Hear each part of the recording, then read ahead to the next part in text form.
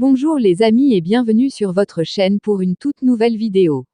Le ministre chinois des Affaires étrangères a estimé que les sanctions extrêmes sont dangereuses pour toutes les parties, sur le dossier ukrainien, lors d'une réunion en visioconférence avec le chef de la diplomatie de l'Union européenne, UE.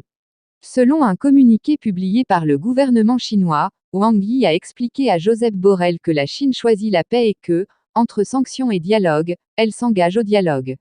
Wang a déclaré qu'il pensait que le temps montrera que la position actuelle de la Chine est responsable, faisant référence au conflit en Ukraine. La vieille mentalité de guerre froide et la confrontation entre blocs n'ont plus leur place en Europe, a-t-il déclaré. Il n'est ni juste ni légal d'obliger des pays qui ne font pas partie du conflit à payer pour cela, a-t-il déclaré. Monsieur Wang a réitéré que la Chine était disposée à travailler avec la communauté internationale pour parvenir à un cessez-le-feu, promouvoir des négociations de paix et éviter une crise humanitaire, et redoubler d'efforts pour une résolution rapide du conflit en tenant compte des préoccupations légitimes et raisonnables de tous côtés. Le ministre a exhorté à ne pas adopter une simple approche en noir et blanc face aux questions de sécurité complexes.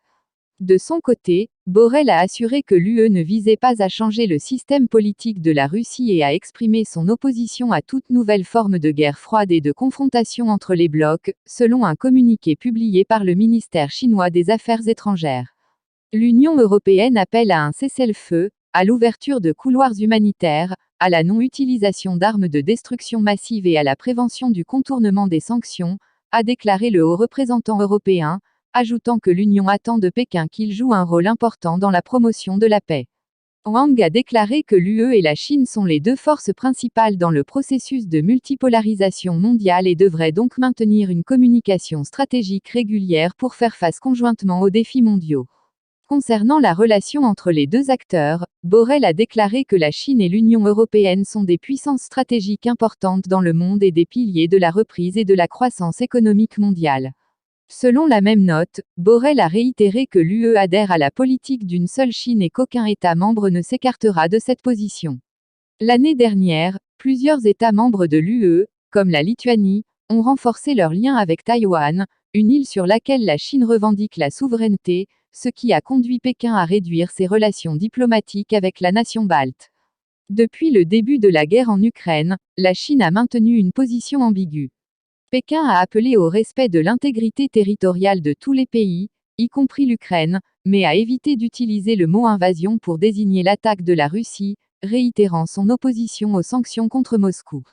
Récemment, certains pays européens, comme la France, ont appelé la Chine à condamner explicitement l'invasion de l'Ukraine par la Russie et à utiliser ses pouvoirs diplomatiques pour mettre fin au conflit. Merci de nous avoir suivis. Laissez-nous vos points de vue et suggestions en commentaire. Si vous avez aimé la vidéo, faites-le nous savoir avec un like.